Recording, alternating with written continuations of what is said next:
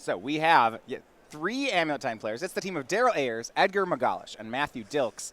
On the other side, Nicholas Julian, Nick Mincucci, and Dominic Testa.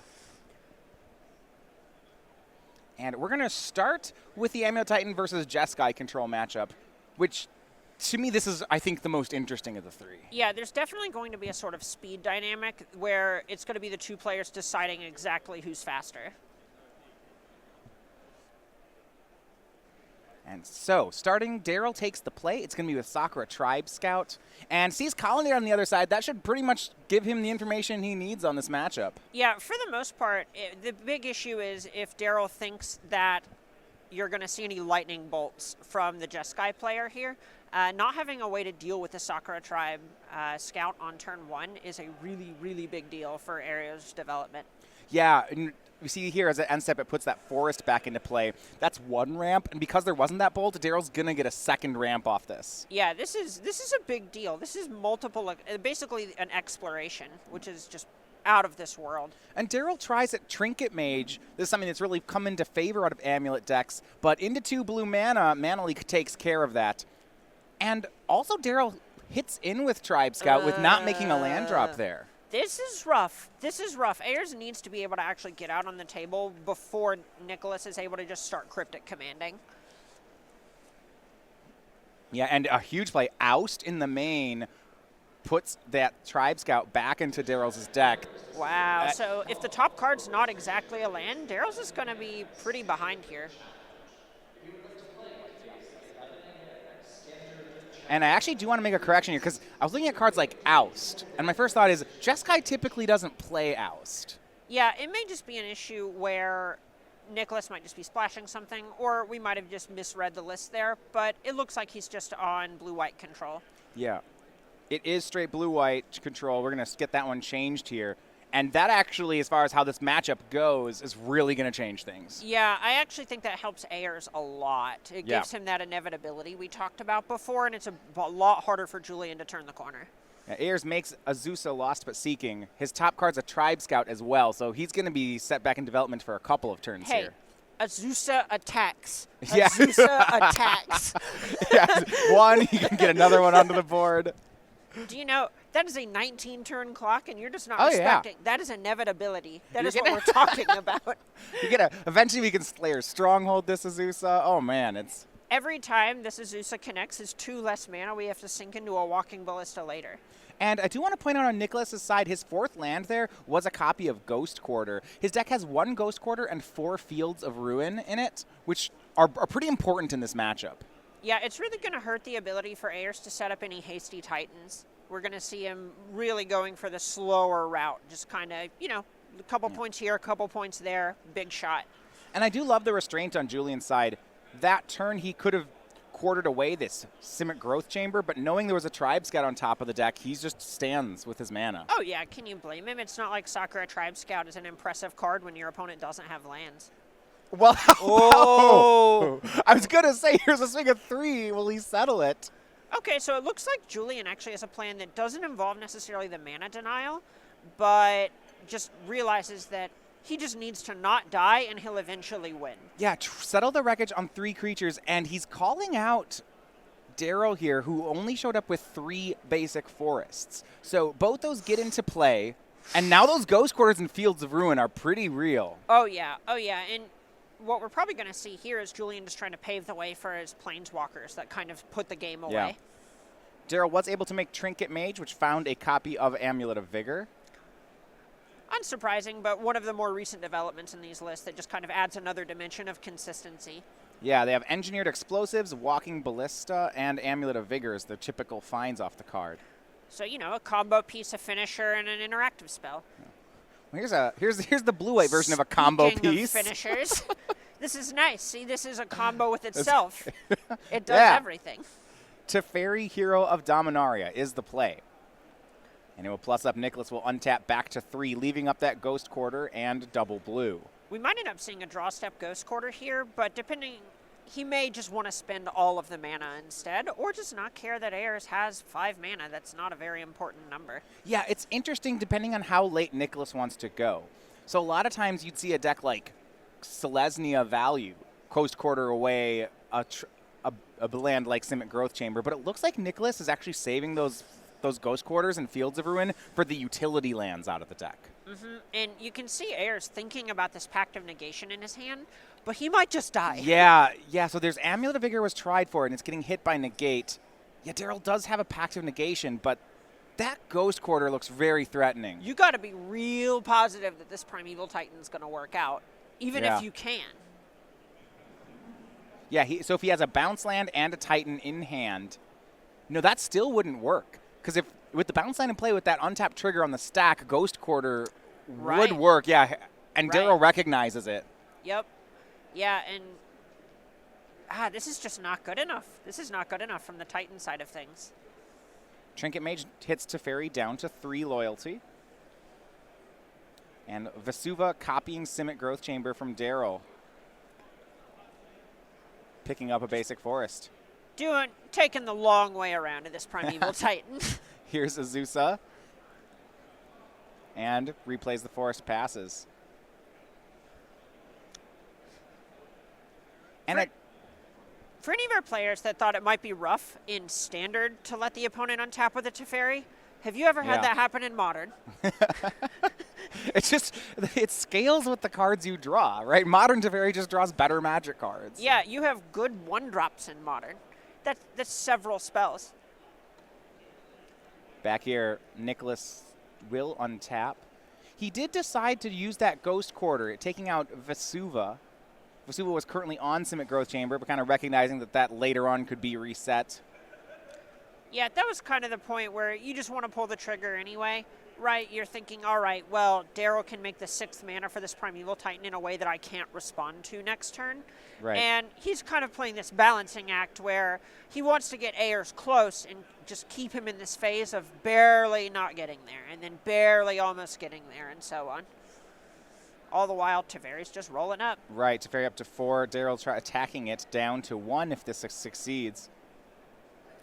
And Nicholas had the option to Colonnade block there, but just wants to leave his mana up. Yeah, this is a situation where Julian's thinking, who cares? I still have a Teferi, and you didn't do anything. You did not literally skip your turn, but spending a whole turn doing nothing but taking some loyalty off a Planeswalker and it not dying is not a productive turn. That is exactly what Blue-White wants to happen. Nicholas fetching here on end step to 16. Right now, things are going his way, kind of keeping this Amulet deck under control, keeping a Teferi in play. Now, look, he will have to make a move here, or next turn he'll lose the Planeswalker. Yeah, honestly, it's really hard for Ayers to get out of this situation, but you could end up seeing something like an uncounterable Titan that can just really finish something off. That Ghost Quarter's gone now. That's what the route to Ayers getting back into this game is going to look like. But for the most part, Julian's really happy with the direction this game is going. Yeah. So outside of this Teferi in play and this Colonnade on the battlefield, is there another way that Nicholas closes, or is this really just the pieces are already in place? Most of the pieces are in place, but we do have some Jace the Mind Sculptors hiding out in the deck that, if you want, you can see the deck list up with Cardboard Live to just really, really just have all the information all of the time.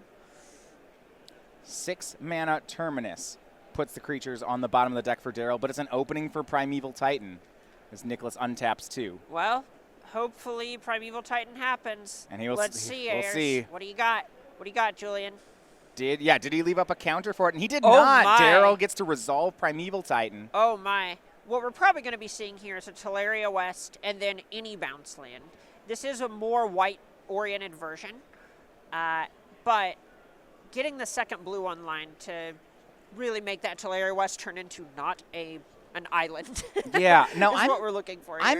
I'm wondering if he'll go for something greedier here. It really depends on how much of a long game he's playing. So getting a Teleria West sets him up in a good spot, but we might see a greedier thing, something like 2 Teleria Wests or a Teleria West and a Cavern of Souls, or just like actually getting 2 impact cards. But he will go, it looks like, for the bounce land, for just 1 Teleria West right now, developing his mana. Yep. And it looks like we actually have a win on the board for the Amulet squad already. Pretty unsurprising seeing Edgar there take a game on Nick on Titan Shift. That was one that we thought Amulet was pretty favored in. Yeah, and he does take the first one there.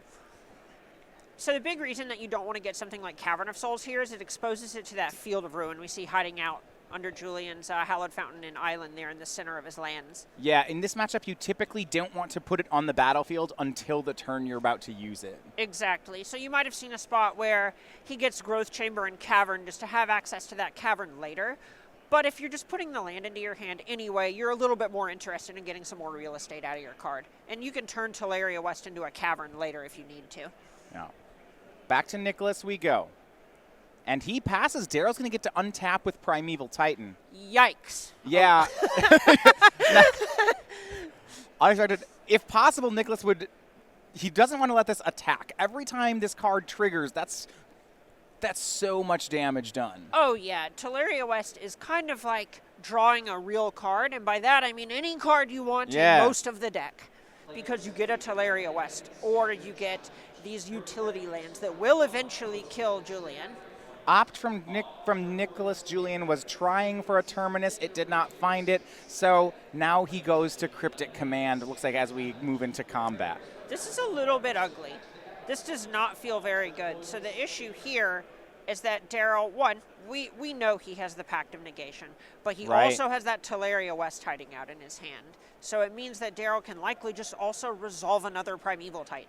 Primeval Titan will attack. He gets a trigger. Teferi's going to hit the bin, and this is a big swing. Yeah, we're going to see what Daryl's going to grab here. This is a lot. This is Ayers really taking control of this game. Yeah, at this point, he's now trying to figure out how he loses and to try to just close off outs. Now, he's on the hook for one Pact of Negation, so he needs to be aware of that. Mm-hmm.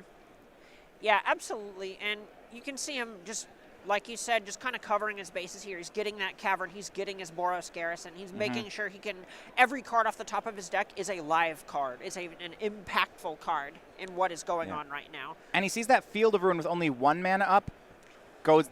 That means it's a green light for him to get the Cavern and put it into his hand, as it can't be hit by field.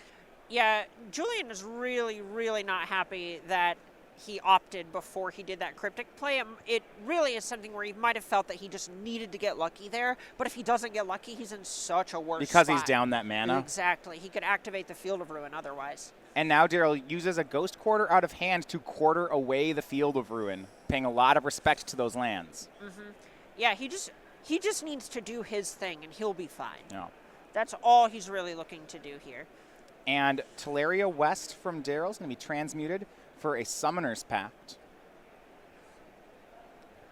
And this is the beginning of another Primeval Titan. Yeah, maybe not on this turn, but it'll work regardless as he passes back. He still has a Titan in play, and he's got that Cavern going on in his hand. Yeah, he'll have access to 1 more mana next turn. Right now, he has 6 of his lands, or 6 mana worth of lands tapped. Next turn, he'll only have 5 mana worth of lands tapped. And that is basically the difference between playing a land and casting a Primeval Titan with that Cavern that he grabbed and not being able to do that. Colonnade tapped here for Julian. It's a start. And Terminus was the pickup. But he has to tap out all his lands against an opponent who he just saw pick up a Summoner's Pact. Yikes might be the word of the game here. This is rough. This is really rough for Julian. Daryl pays for Pact, draws a card, and at this point doesn't even have to Cavern this Primeval Titan. No sense in exposing it. No, not at all. All right, here's the Titan. And he's going to pay some mana for that. He's just figuring out what land he wants to expose. And see Grove of the Burn Willows holding on to that Cavern. And I love how this builds, because you'll get into a situation against blue-white where what will happen is you'll keep making Primeval Titans. You have them on the back foot like this, but they keep removing your Primeval Titans. And what I like what's going to happen eventually is all these triggers will end up with so many bounce lands that once he can end this with a giant Walking Ballista. Oh, yeah, you're just eventually going to go, 30 mana for a 15-point fireball is not a great deal. But, boy, if it ain't a resolvable 15-point fireball, we take those. It don't have to be pretty. It just got to work. Teleria West into the hand for Daryl. Primeval Titan will go under a Detention Sphere. This does not feel good right after getting another one off the table. But, again, you kind of just got to do what you got to do. The other option is letting Ayers untap with a Primeval Titan, and that's not realistic. Daryl pays for Pact here. Now, we do want to keep track of the number of Telerio Wests left in his deck. That's the one part that Daryl does run out of on the recursion side. Right. Most of these lists, you're going to be seeing 3 copies of the card. I believe he has used 1 at this point. Yeah, gotten a Summoner's Pact. Yep. Exactly. All right, well, this is a 5-mana Primeval Titan if it resolves. Engineer Explosives on 3. Nicholas not going to let that one happen. Good play from Julian. I agree. Yeah. I would have countered that as well. All right, so Explosives goes into the graveyard. Do want to check the list whether we have Academy Ruins this weekend. And it looks like the answer is no, so that one actually in the graveyard for good. Yep, had to make a little bit of room for all of these white sources. You really just need to make sure you can cast your spells rather than get fancy sometimes. All right, and we have Prime Time number 3. And Cavern of Souls on Giant, making Primeval Titan. And we're likely going to see a bounce land to pick up that Cavern of Souls again. Yep, that's just kind of it's a little bit repetitive, but it's the name of the game. Yeah. Eventually, Nicholas will not be able to answer one. Right, and if the one way you can answer that 15-point fireball you were talking about would be if you can counter it. So keeping that Cavern of Souls around in your hand is pretty important here. So we see, and it looks like he'll get the bounce land and then Bazooka Bog as the other one. Yeah, this is kind of just trying to, like we said before, you're just kind of tightening the noose, closing off your outs, or Julian's outs, excuse me, and this turn hurts Snapcaster, it hurts Logic Knot. There's just a lot of graveyard plays that historically the blue decks in Modern need to lean on a little bit. So Daryl bogged away Julian's graveyard, and he actually picked up the bog rather than the cavern here, as we see a second Primeval Titan off into exile from Path to Exile. Yeah, and there's a strong chance that Ayers here just thinks that if Nicholas is spending time on things like Field of Ruin, that's just not going to be good enough. Yeah, at this point the board is clear, however. So we go back over to Nicholas, Julian's side, and he'll hit with Colonnade. Whew. Whew. Daryl to 19. 4 celestial points of damage. Paying for another Pact does Ayers. Glad he's remembering that. Glad he's remembering that. Yeah. What feels worse than forgetting a pack trigger? Nothing. Ancient Stirrings here from Daryl. He's got an Amulet of Vigor, which he'll grab. In that top 5, you also saw one of the lands that the white build gets to play was a copy of Kabira Crossroads. That's gone in the slot where you typically see Radiant Fountain. Yeah, you don't really want your lands to be entering the battlefield tapped, but kind of the cool thing about this deck is you do get to get real creative with your lands. Yeah. Helps you cheat on some of your colored sources a little bit. It really does a lot to make sure you actually just get to play games of Magic. We see Summoner's Pact from Daryl for getting Titan again. And they will keep coming. Can Nicholas parry this? He cannot. All right. Well, it's uncounterable because of the cavern. Right. But, all right, well, we're finally seeing one of these Turbo Titan plays where, all right, he picked up the cavern. Yeah. And the Slayer Stronghold, hasting up the Titan. Yeah, so he gets Slayer's Stronghold and Celestia Sanctuary. The Amulet trigger will untap both of them. He had a Boros Garrison left over for the red mana, so he will use that here. Picks up Cavern of Souls to the bounce land, but on the attack, gets Sunhome to give his Titan double strike. That's an 8/6 double striker, and with an opponent at 16, that adds up pretty nicely. Oh, yeah, you got to go for it. If you get to attack with the Primeval Titan, you know Julian doesn't have anything. So game 1 goes over to Ayers. He picks up a win there. Oh. Magalhaes has a win. Titan Squad. Yeah, Amulet, I believe the turn. Lit. It is so lit.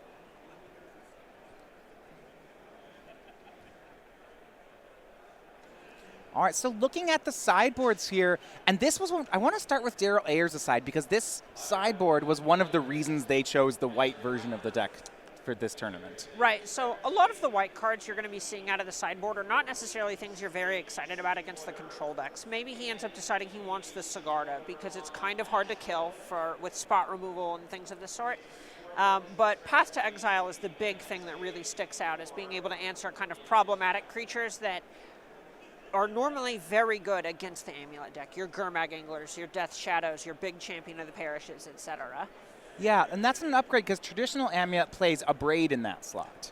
Exactly, and that's just not going to cut it against those things. A Braid is great when both modes are good, but if we're being honest, if you're just using it as a removal spell, it's kind of mopey. Yeah, 2 mana to 3 a creature is... We pay 1 for that in Modern. Yeah. We pay 1 for that in Modern, okay? All right, so you're right, the sideboard here, so 4 Path to Exile probably not coming in, but I do want to look at some of the other options he has. We have Engineered Explosives, 2 Spell Pierces, a second copy of Cavern of Souls, a Hornet Queen, a 1 of Negate, a 1 of Reclamation Sage, a Rurikthar, that Sigarda Host of Herons, which is the 5 mana one from Avacyn Restored, and a Termod's Crypt. All these cards have some application against a control deck. Yeah, and a lot of times with sideboarding, when you have as many tutors as you do, you tend to hedge a little bit more, but it's not about necessarily just having applications. You want to have the best applications, or the cards that are just the most powerful pieces of cardboard. So you're really going to be interested in your Spell Pierces to kind of just punish all of these big cryptic commands and terminuses that you'll be seeing from the blue-white side of things. Cavern, obviously very good. We talked about it a lot in-game a moment ago. Negate, very strong against all the planeswalkers. You might end up seeing Hornet Queen because it's so good against spot removal, but it's generally going to be for more of the mid-rangey decks. And Rurikthar is also just a big dumb idiot, and it's going to punish all of the ops, all of the planeswalkers, etc. Yeah, I'd expect to see the Pierce, Negate, Hornet Queen, or not Hornet Queen, Cavern of Souls. Hornet Queen, I think we're unlikely to see. And Rurikthar and Sigarda are the ones I'm actually interested in here. So Rurikthar is a threat that he takes 6 when they deal with it. Sigarda definitely comes in against Jund decks. This one is close. Right, exactly. It's kind of the thing where it depends a lot on how much that Ayers thinks that he needs extra threats in this matchup. That's going to be what kind of makes or breaks how many of these cards he's bringing in. All right, so finally wrapping up the season, the Star City Games holiday sale has just a few days left in it, starting in December and running through this Monday. It's our biggest sale of the year, and we've been adding items all season. Check out the ones we have left and some of the best deals that goes on through this weekend, though, at starcitygames.com/holiday sale. So we know on Daryl's side, basically out of sideboard. So for Nicholas Julian on the Azorius side of things, this is an interesting one because you can drag this game very late. Yeah, exactly. And you know that you are going to be going long unless you end up in a situation where Ayers is mana screwed. Maybe you're able to beat down with something, or you get an early Jace.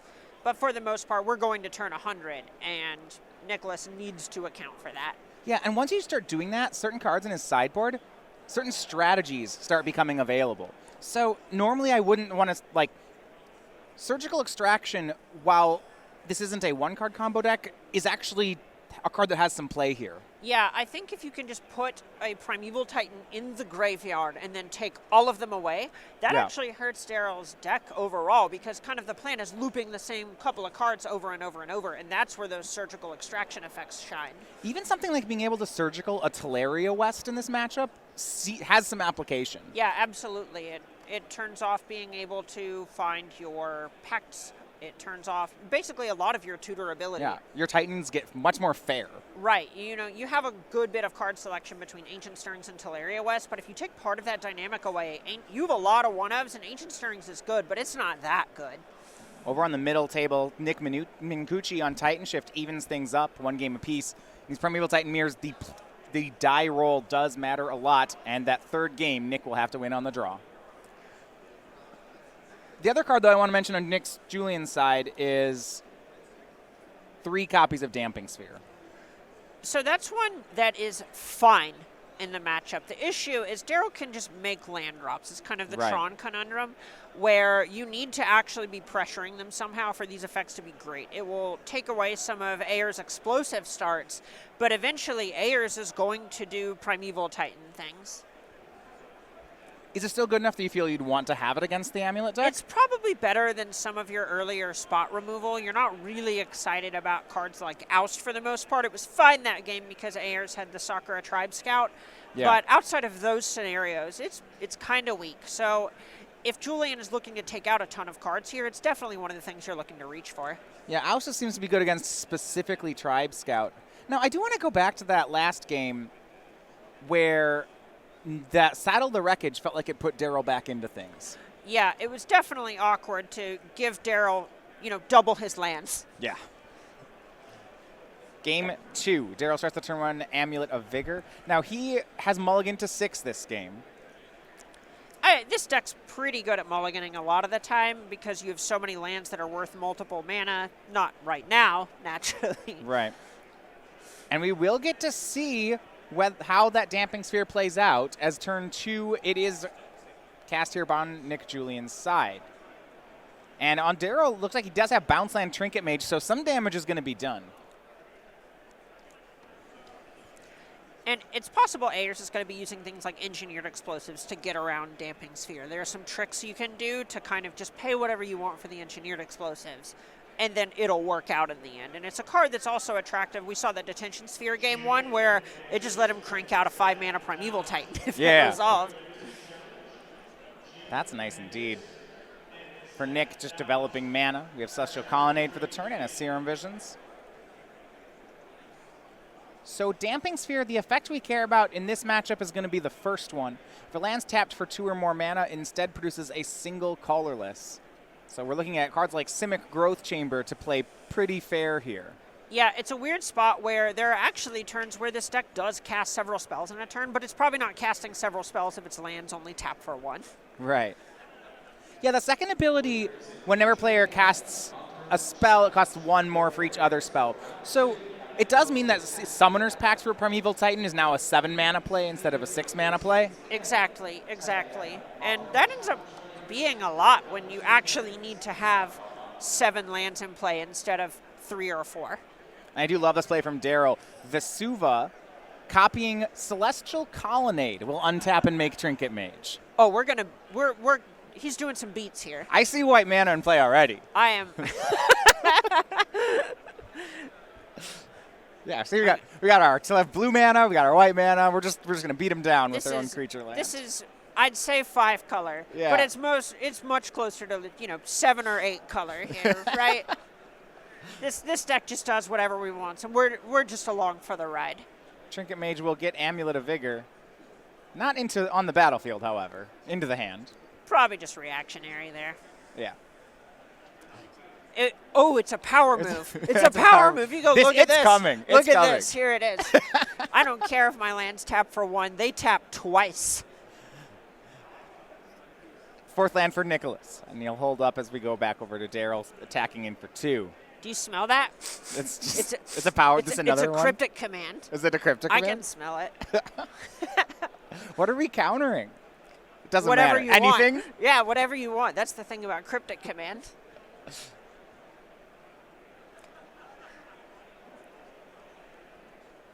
And it looks like a trick here to have the Teleria West transmute. It'll start by making the 2nd Amulet of Vigor. So when our lands are only tapping for 1, this is not quite a ramp spell yet, but it is close to a free spell because it's worth that extra untap. If we see an Azusa, that's going to change. But for now, not quite.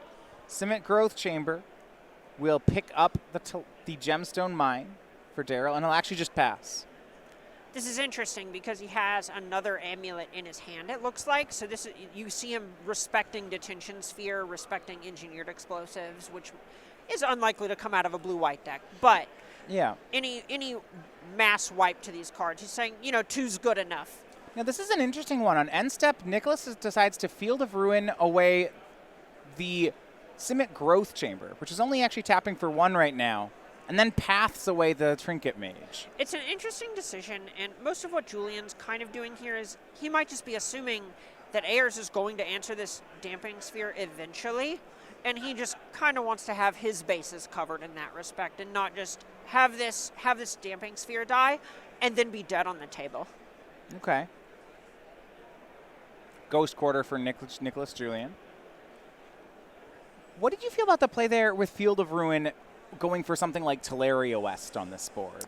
Oh, I'm a big fan of that, assuming that Ayers has more bounce lands in his hand. You really just want to make sure you're just cutting off how Ayers actually gets to play. And Julian will use the Ghost Quarter, but it's not on Teleria West. He's going to take care of that Vesuva, which was a Celestial Colonnade. It looks like he's identified the spot where things spiraled. Game 1 is when that settle the wreckage happened. We saw that Ayers was back in the game and got to do things. So Julian is just going, all right, if my damping sphere gets blown up, I don't want Ayers to do anything. I want him to be on 5 mana, and I'm going to do whatever I can to keep him on 5 mana. And Julian will cast Jace the Mind Sculptor here, using Brainstorm mode to draw 3. Shields are down now, though, to land in Primeval Titan from Daryl if he has it. And we see Dilks down there taking the first game against the humans pilot, Dominic Testa. Things are looking good. I would say they are amulet. And what a turn here, because you're tapping out into double amulet 5 lands. It's a bold strategy. Right, what could go wrong here? Matthias, let's see if it pays off for him. Surely Daryl can't make 3 Primeval Titans this turn. You know what impressed me? How can he do that? Well, if he's got this 3rd amulet in hand, things just go crazy. Oh yeah. He'd have to get rid of the damping sphere for most of those tricks to work. But 1 Primeval Titan's well within his range. Oh yeah. Yeah, he just plays a land. And then we have a Primeval Titan. Yeah, it's a good combo. 6 mana plus Primeval Titan. Tell me how the combo works. It doesn't even matter. You just do anything with it, and it's great. Right. He actually can attack here as well with that Primeval Titan because he gets the extra mana off the amulet, the 2nd amulet rather, and then gets the Slayer Stronghold, and then not Boros Garrison, but just a 1 mana land. Right. And then he can activate all of it. And there's a chance? So what we have happening here, Daryl starts out by making a blue mana with Teleria West, tapping 3 forests, going up to 4 mana. Simic Growth Chamber untaps twice to get him up to 6 and picks up the Teleria West, and then he will make Primeval Titan. Though it looks like with the trigger on the stack, Nicholas is going to go for a path. Yeah, this is actually a pretty nice line from Julian. I like tapping out for the Jace and kind of giving this impression, hey, my hand sucks. You should do something now. Sure. And Daryl kind of taking the bait a little bit. Yeah, I mean, he had to fade that path to exile and wasn't able to. It doesn't look like Nicholas will get to untap with Jace on a clean board. All right, so we're seeing Daryl taking the more grindy route here, which is just kind of to be expected at this point. We don't have enough mana for the cavern. Yeah, so he still gets the Primeval Titan trigger, finds a Teleria West and Bazooka Bog, uses the mana from that, because remember, we never actually went to attacks, exactly, to transmute the Teleria West. And he'll get Pact of Negation with it.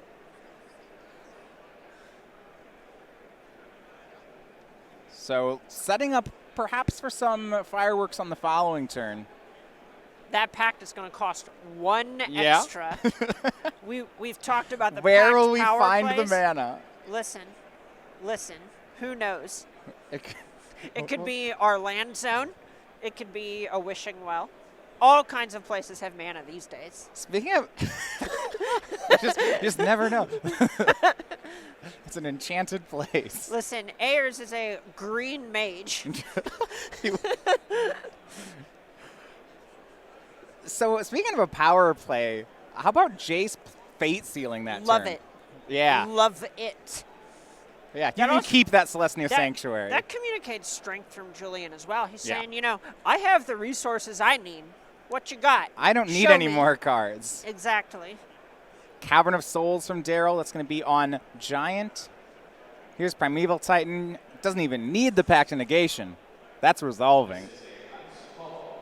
There's a chance that Julian ends up in a weird spot where he might get hurt by his own damping sphere here if he needs to cast 2 spells because of this Pact of Negation. There's a chance he needs to respond to Pact of Negation, so he can't go, say, Cryptic plus Mana Leak or something like that. He actually has to, say, have a 1-drop and a 4-drop or some cheaper spells in order to interact with this Primeval Titan.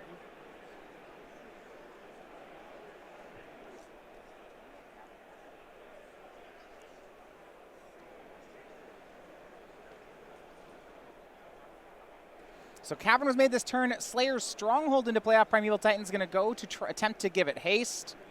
going to attack, and it looks like we have that working as well. Yeah, it looks like Julian is kind of at the spot. It looks like, okay, so Ayers once again just kind of going for the throat here, saying, all right, well, you're dead or you're not. Yeah, this attack's not at Jace. This is upstairs at Julian, and there is a Pact of Negation in his hand. So it's an attempt here to swing for 20. Remember that if he had the mana, the Slayer's Stronghold already targeted it once. Now it has double strike. This may have been an ambitious Fate Seal from Julian if he didn't have an answer to the Primeval Titan.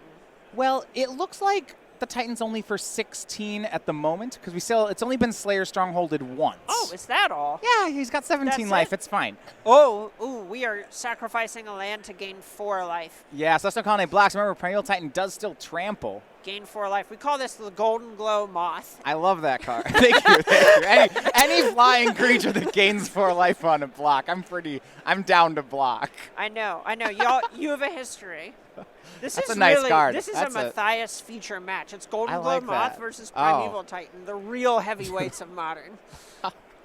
Look, you haven't lived until you Proclamation of Rebirthed a Golden Glow Moth. I don't plan on living. It's count me out. Hit in. Nicholas drops to 5 after that block. Just wasn't comfortable going to 1, so the Colonnade ate 4 more. Yeah, the issue with going to 1 is you start being dead to colony plant tokens. Oh, yeah. Yeah, you just Colony Garden slayers it. Yeah. Oh, yeah. Yeah, it's and that's a little embarrassing. I would rather maybe die to Primeval Titan than probably die to Colony Heart. You know, it's Colony Garden yeah. tokens, excuse me. Yeah, that is a fate worse than death. So we'll go back to Julian. The downside is that on that turn, he actually didn't earn the Pact of Negation yet. Yeah, you have to do something to actually make that card happen. What do you do? How do you play around it other than through it? That's the only way out. Brainstorm from Nicholas looking for more answers. Dig and dig and dig. He's seen 4 cards this turn. It is pretty likely that he's found something that can interact with a Primeval Titan, but we kind of talked about how not great spot removal is in this matchup as it progresses, so there's a chance that he's boarded some of that out, and it might just be too late for him. Looking at the hand here, we have another Jace. He had to put back a mana leak. A lot of his cards just not working at this point in the game. Mm-hmm. And it looks like we actually have a match result on table B there. That is Nick Mincucci taking it with Titan Shift over Amulet. That's a little bit of an upset. It's an upset. It's a winnable one, though. Mm-hmm. So Nick Mincucci taking the win there now does mean for the team of Ayers, Magalhaes, and Dilks, they're going to need to take the other 2 boards. Daryl looks like in a fine spot, though, at the moment to do just that. Yeah, this is looking rough. You don't want to be unsummoning Primeval Titan when the opponent has a Slayer Stronghold. That's just not going to be good enough, right? It just means that you're effectively making Daryl tap 6 lands. I'm pretty sure that at this point, Julian's likely dead with that Pact of Negation back for Ayers, mana to cast Titan, mana to give it haste. This is really, really rough for Julian. He's going to have to do some impressive stuff to get out of this one. What, 5 life? We're even looking at things like Azusa plus Slayer's Stronghold being reasonable lines. Yikes. Oh, no. The plants. The plants are coming. Do we have Colony Garden? I can only hope. We have Primeval Titan. That could be whatever we want. It could be a Colony Garden. You know how bad we want one of those. Looks like Daryl counting land drops here. Or perhaps we're looking at mana. All right.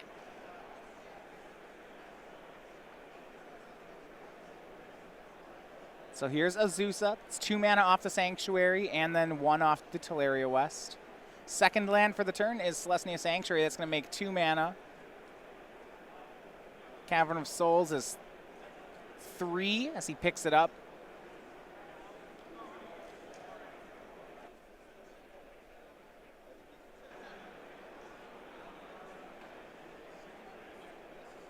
And transmutes Teleria West.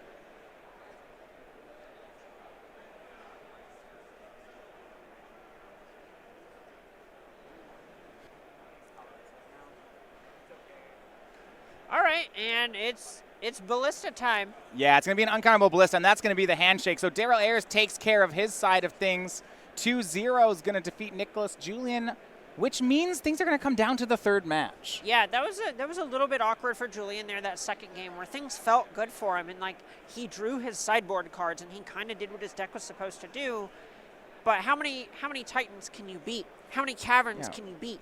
Yeah, when you're playing a control deck, a lot of your cards do care about mana efficiency, things like mana leaks. So even if you're removing Primeval Titans, the mana advantage Daryl's gaining becomes hard to deal with. Yeah, I think something that we can really go back to is at the beginning you sort of pointed out where our Field of Ruins were going, where our Ghost Quarters were going, and in those types of situations, it's going to be better to kind of point them at the Teleria West and the things like that to kind of just make it so Ayers can't do anything if you actually attack those cards. The way it stands, Ayers was still able to get to sort of play his game. He was getting to do what he wanted to do because the deck just plays 27 lands. It just drew them. Well, we're going to head down to our last table. That's Matthew Dilks and Dominic Testa. Game number 3 here. On Testa's side of humans, an Aether Vial on 1, Champion of the Parish, but facing down one of in the deck that is really at its best in the matchup. Yeah, this is a good start from both players. You know, your Vial Champion draws are kind of the bread and butter of the humans deck. It's why you play it. But then on the other side, Walking Ballista and Sakura Tribe Scout is going to keep pace with that pretty well. Yeah, an interesting turn here, an interesting decision from Dilks. Had the opportunity to shoot down Champion of the Parish before it grew, but he'd have to lose the Ballista to do it. Right, and there's kind of a point where you always want to stay in position with a Walking Ballista versus a Vial. You look real dumb if you go to peck this Champion of the Parish and he Vials in a Noble Hierarch in response. Yeah, then you just lose the Ballista. Exactly. Meddling Mage turn 2 here from Testa. Going to pump Champion of the Parish. Team's going to decide on a card. A lot of the names you're going to be looking for here are basically your Primeval Titans are fairly natural, but Engineered Explosives is what kind of helps humans build this proverbial house of cards. Right. Where you have your Freebooter, your Meddling Mage, your images on the Meddling Mages, and so on to just make it so the opponent can't do anything while you peck them with a Manus Rider or a Champion of the Parish or what have you.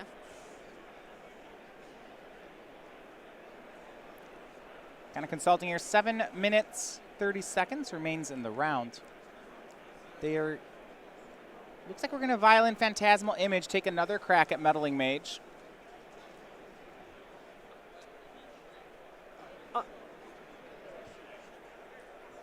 So a lot of what we're seeing here is just Testa trying to get a little bit aggressive with this Champion of the Parish. He's just wanting to grow it as much as possible. The drawback to just jamming the Phantasmal Image here is that now Dilks can just grow this Walking Ballista and peck it off whenever he wants. So the first Meddling Mage was on Primeval Titan, and the copy was on Engineered Explosives, which at first looks good, but Slayer's Stronghold actually can break that up. Yeah, Slayer's Stronghold is decidedly nice against Phantasmal Image. Yeah. Kaisel Freebooter from Testa shows a hand. Here, those Path to Exiles really coming in. Looks like 2 paths, 2 lands, and a Primeval Titan. Make that a Summoner's Pact and Primeval Titan. He'll take one of the Path to Exiles. And it doesn't look like Dilks has the red mana source just yet for Slayer's Stronghold.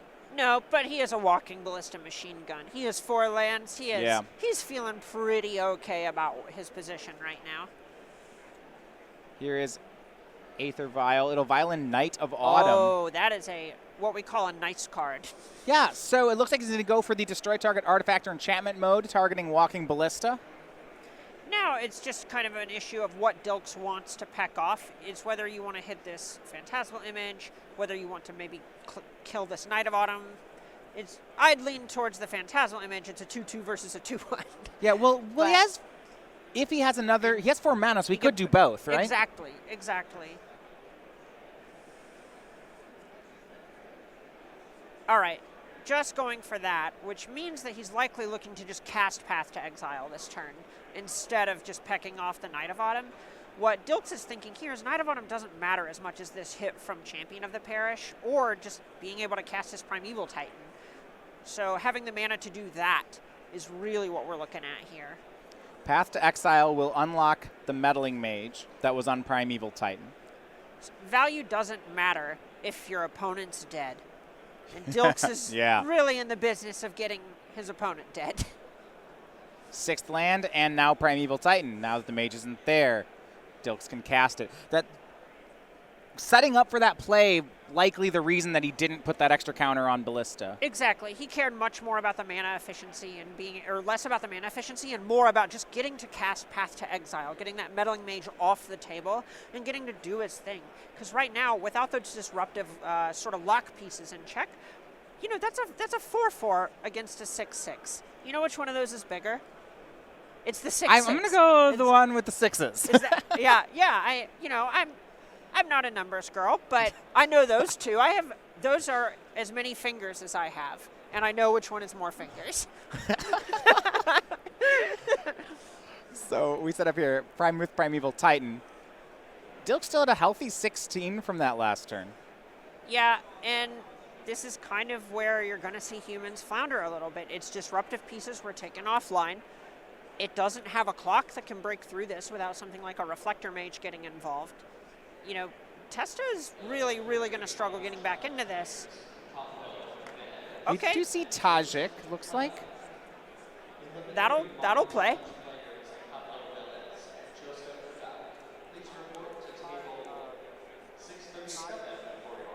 So we're seeing this alpha attack, which is kind of what Testa has to do. I love it. I love this attack. You just need to kill Dilks. The game going longer is very bad for you. You need to get damage in. Tajik leads an edge, the violent play by Julian. The 3-2 haste attacking here will prevent the damage reduction not going to matter too much, and Tajik blocked by Primeval Titan. On Dilks' side makes a block. Sakura Tribe Scout went in front of Champion of the Parish and then tapped to put a Vesuva into play just to build that mana up. But damage still connected there. As we had 2 in the air and 2 more from the Knight of Autumn, should send Dilks closer, I believe down to 12. Yeah, that sounds about right. And was that an Azusa off the top? Not sure. We see, a transmute of Teleria West. And that's for Engineered Explosives.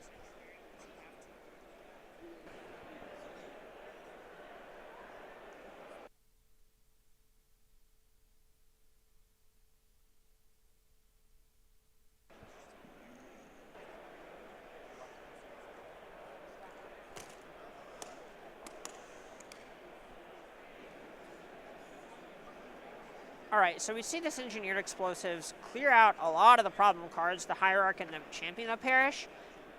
This could still freebooter dealing 12 before Primeval Titan deals 14 more is a tall order, a very tall order. Swing in from Primeval Titan and Azusa as the follow-up.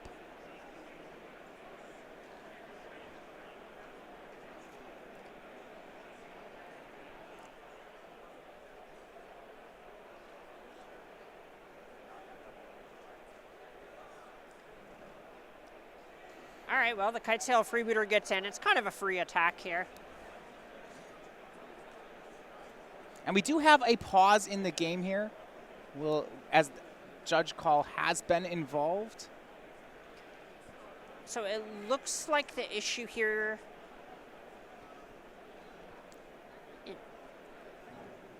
Okay.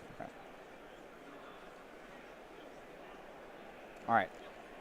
Was a question about some of the mana, confirming that Vesuva is on Simic Growth Chamber. Both players agree to that, and they will continue on. Another Summoner's Pact here from Matthew Dilks for another Primeval Titan. This should clean it up fairly quickly. All right, and this Azusa also just kind of is going to let Dilks do whatever he wants. Not that the Primeval Titan was really keeping it a close game.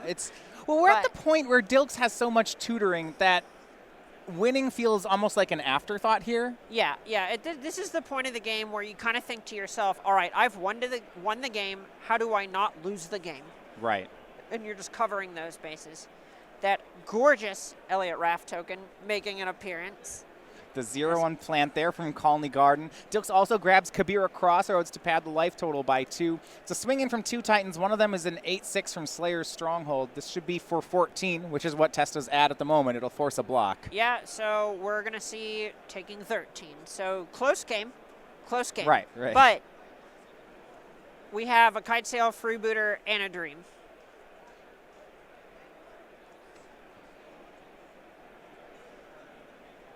All right, and Knight of Autumn keeps Testa alive for a turn. He'll drop to, it looks like 1. And gets 1 more turn. All right, and, padded the life total a bit more with Kabira Crossroads. And I love it. Is it Static Ash? We're going to shoot down the plant token. That's an interesting one to have in the Take deck right now. It does shoot down the Tribe Scouts. Look, it did a thing. Yeah, it took care of that plant token is gone. I am upset. I love the plant token, okay? Mantis Rider from Dominic looks at the board. This swing is not for 16, so that's going to go Dilks' way. So they just hit time, though, and for Team Amulet, they're going to go ahead and take 2 out of 3. There they go. Everyone in good spirits over it.